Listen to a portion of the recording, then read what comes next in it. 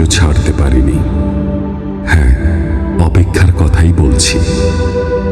ভালোবাসার রক্তিম ধারালো স্নিগ্ধ ছোঁয়ায় হৃদয় থেকে এক এক করে ছেড়ে গেছে সব লোভ, হিংসা, ক্রোধ, অহংকার, স্বার্থপরতা, সবকিছু। কিন্তু অপেক্ষা আমাকে আজও ছেড়ে যেতে পারেনি। আমি ভালোবাসার জন্য সব কিছু ছেড়েছি, শুধু অপেক্ষা ছাড়া। অপেক্ষাকে আমি আজও হৃদয়ের গহীনতম অংশে অবরুদ্ধ করে বেঁচে আছি। অনেকেই বলে অপেক্ষা হচ্ছে শুদ্ধতম ভালোবাসার প্রকাশ। ভালোবাসতে সবাই পারে, কিন্তু সবাই প্রিয়তমার জন্য অপেক্ষা করতে পারে না। আসলেই কি তাই? জানি না তো, হবে হয়তো। তবে অপেক্ষার কাছে আমি অনেক ঋণী।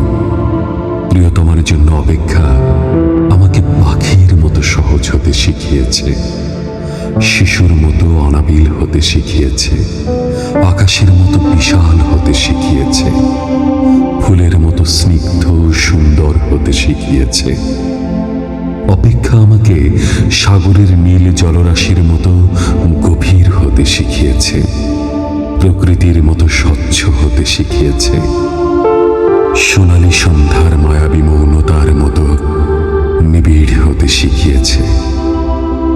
শেষ পর্যন্ত অপেক্ষা আমাকে কবিতার মায়াবী অনিন্দ ভুবনের কাছে নিয়ে গেছে। হৃদয়ের মধ্যে প্রতি মুহূর্তে অপেক্ষাকে পুষে রাখা কি কঠিন, অথচ আমি সেই কাজটিই করে যাচ্ছি প্রতি মুহূর্তে, কি নিদারুণ আনন্দের সাথে। আহ, অপেক্ষা, তুমি কত বেদনার্দ্র সুর